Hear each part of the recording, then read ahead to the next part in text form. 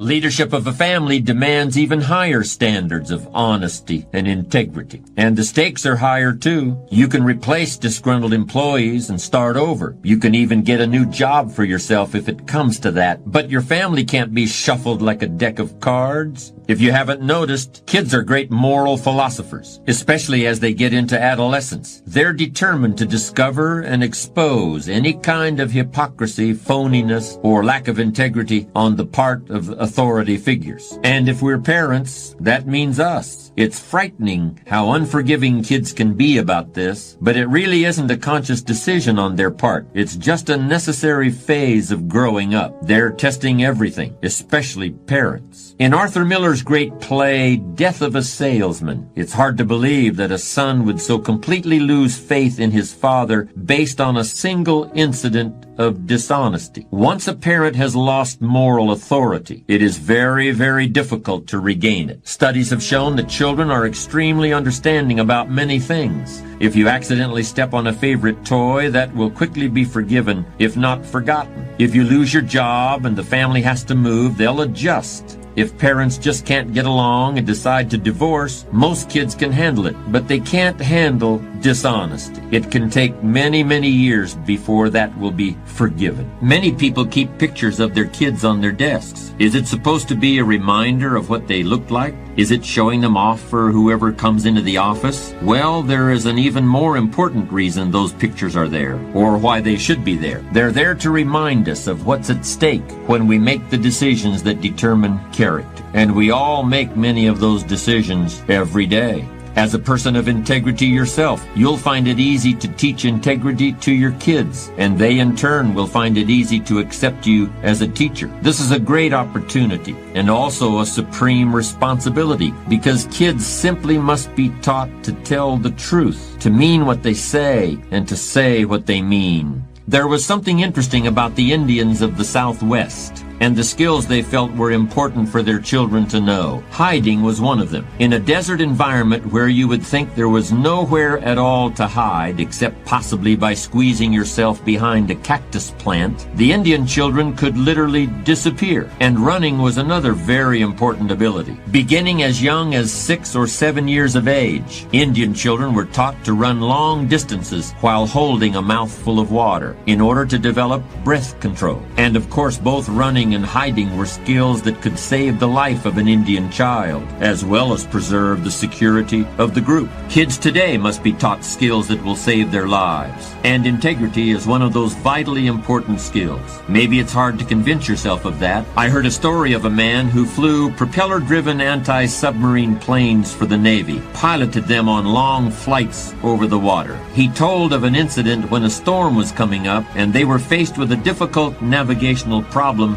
in order to avoid it. The problem became even more difficult when the navigator revealed that he couldn't handle it. He cheated his way through some parts of the training, but that training material didn't seem like it would ever be very useful. I can't promise that it will ever save their lives, but nothing you will ever do is more important than teaching integrity to your children. There's an old saying, those who do can, and those who can't teach. But you really can't teach honesty unless you are honest yourself. You really can't teach integrity unless you also live with integrity. It's actually quite simple. Earlier I suggested that there might be some times when a certain amount of flexibility with the truth is appropriate, and I'd like to return to that now. It might be tempting, for the sake of consistency, to assert that you should always tell the whole truth exactly as you see it in every situation. But I've lived long enough in the real world to know things just aren't that simple. Shakespeare wrote of one of his characters, "Every man has his fault, and honesty is his. He is more honest than wise." Just as there is a difference between blowing hot air and premeditated dishonesty, there's also a difference between lying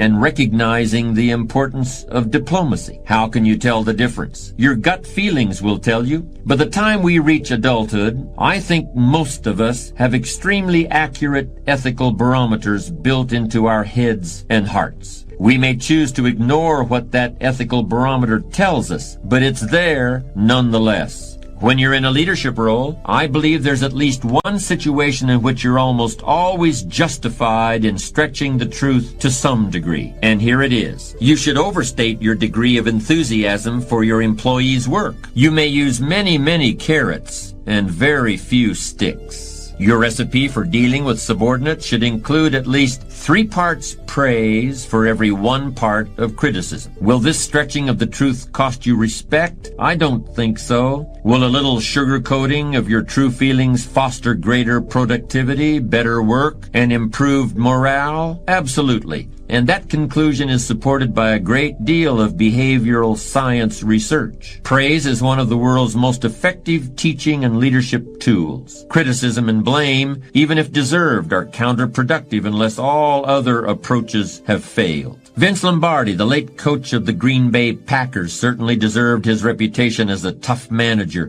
and a man of